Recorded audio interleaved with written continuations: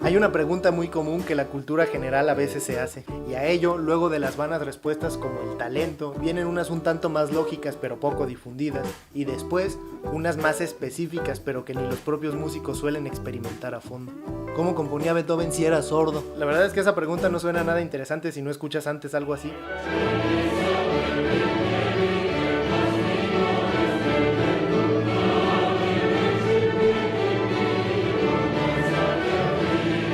Entonces ahí piensas, ¿eso lo compuso un hombre que era sordo?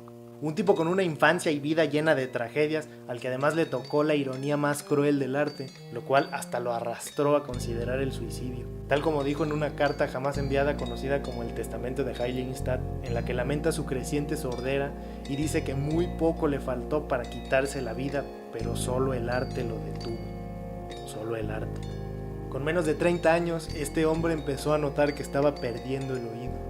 Se le empezaba a hacer difícil escuchar sonidos agudos y además apareció un zumbido que desde entonces no paró. La música que hacía, antes fresca y alegre, empezó a volverse dramática y turbulenta. Y eso de que no pudiera escuchar sonidos agudos en verdad se empezaba a reflejar en la música. De esa época es, por ejemplo, la sonata para piano 14, en la que predominan los sonidos graves. Beethoven buscó remedios, solía pegar el oído al piano para oír mejor. Se mudó a una villa a las afueras de Viena esperando que la naturaleza lo ayudara e incluso le construyeron cornetas acústicas que ampliaban el sonido, pero su sordera solo continuó en aumento y agravada por médicos incapaces. Beethoven tuvo que asumir su sordera y aquella carta jamás enviada en verdad marcó un cambio en su vida, pues luego de ella decidió que se apoderaría del destino agarrándolo por el cuello. Asumió su situación y de pronto inició una nueva época de composiciones en la que su creatividad resurgió dramáticamente.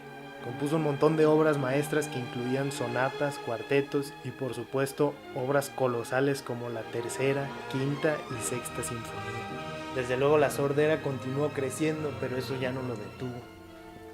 Un historiador experto en Beethoven llamado Theodor Albrecht aseguró que, contrario a lo que se cree normalmente, no terminó totalmente sordo, sino que incluso en sus últimos años de vida aún podía escuchar un poquito por el oído izquierdo. Obviamente no todos los sonidos y frecuencias, pero algo. Si tomamos ese dato, la pregunta sigue siendo ¿cómo hacía para tener certeza de a qué sonaba lo que componía? La manera que encontró fue la conducción ósea. Es decir, sentir las vibraciones con los huesos. Beethoven mordió un palo que conectaba al piano, de manera que las vibraciones de este llegaban hasta su cabeza. Pero no solo eso, era este principio junto a su ya prodigioso oído musical interno que con años de experiencia conocía muy bien los sonidos de las notas, intervalos, acordes, instrumentos, cantantes, etc.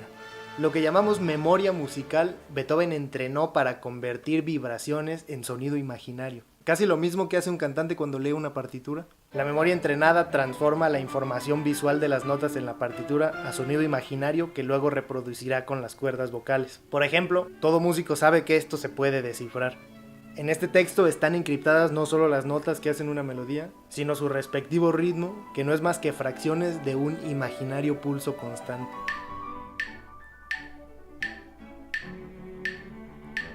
También está escrita su intensidad y hasta su velocidad.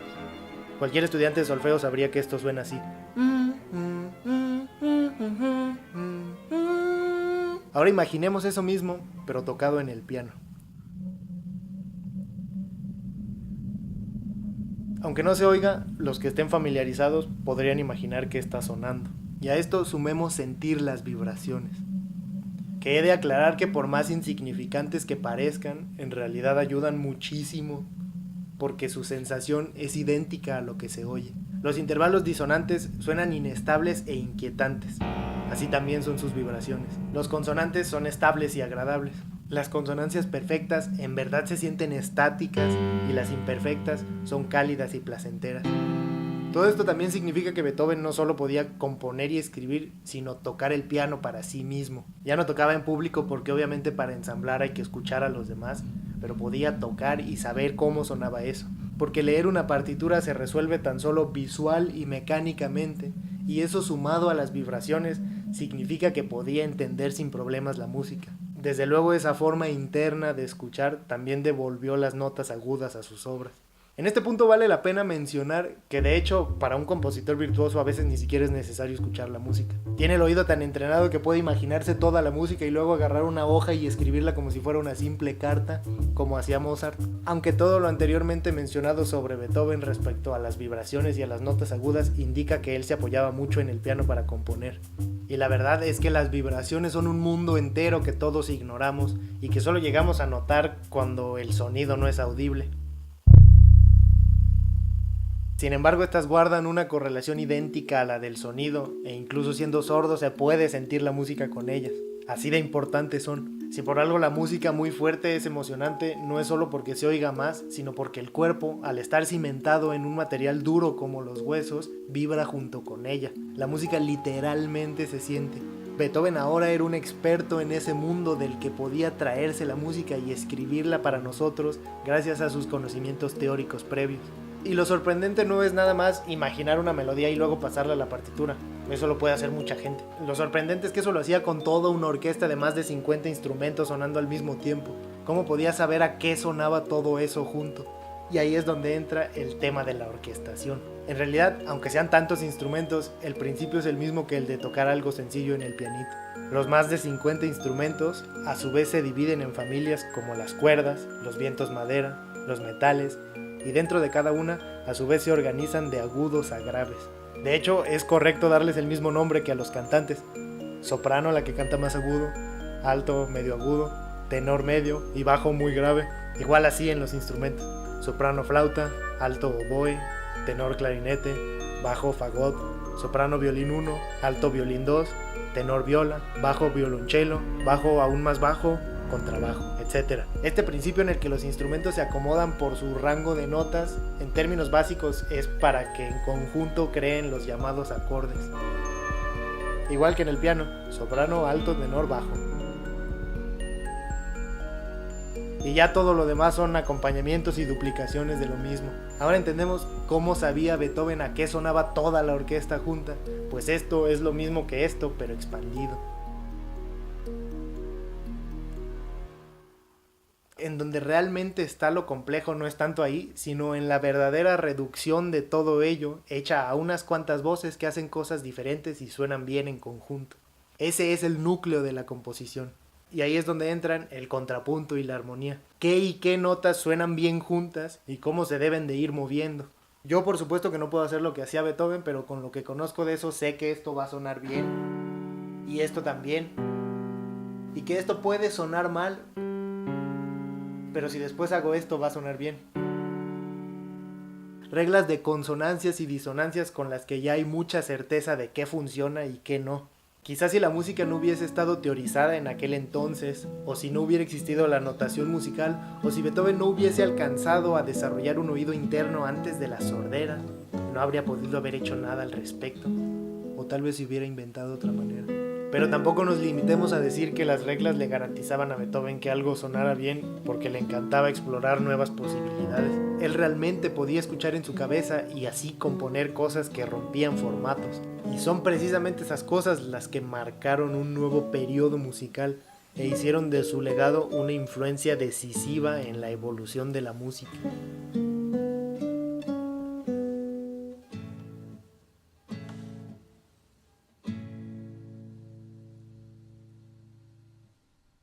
Finalmente he llegado a la conclusión de que este video no sería gran cosa si no tenemos la osadía de tratar de entender un poco mejor a Beethoven. Es decir, intentar componer una pequeña pieza a sordos. No podemos emular la sordera porque el silencio total no existe para los oyentes, ni tampoco puedo sentir vibraciones de un piano sin que sean audibles para mí. Pero sí podemos lograr algo parecido. Para hacerlo, lo que hice fue poner tapones en mis oídos y encima de ello, unos audífonos con buen aislamiento del ruido exterior que reproducen a un altísimo volumen puro ruido blanco. Entonces, toco poniendo una mano sobre la bocina del piano para sentir las vibraciones, aunque también se sienten un poco en la punta de los dedos al tocar. Si bien tuve que confiar demasiado en la memoria musical, muscular y visual, es decir, en el recuerdo de ver las teclas y recordar cómo suena cada una, haciendo esto me di cuenta de lo importantes que son las vibraciones, porque por alguna extraña razón me decían si la nota se trataba de una tónica, una dominante, una sensible, etc. Como si la tensión y la distensión también estuviera ahí.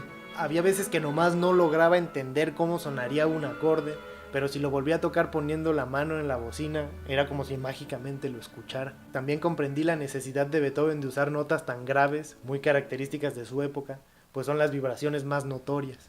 Y por supuesto, también confié mucho en la armonía y en el contrapunto para combinar notas. Y el resultado fue el siguiente.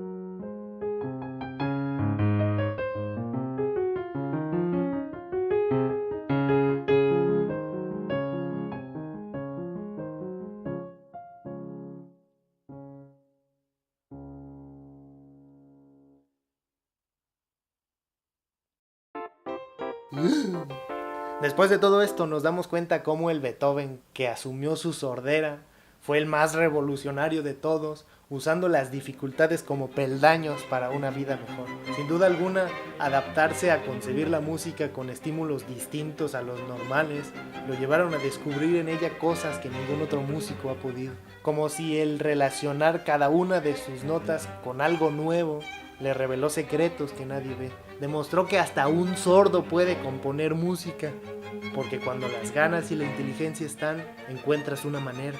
Incluso habiendo un significativo impedimento, demostró que sí se puede. No hubo pretexto alguno, y es más, somos muchos los que creemos que sus mejores obras las compuso sordo.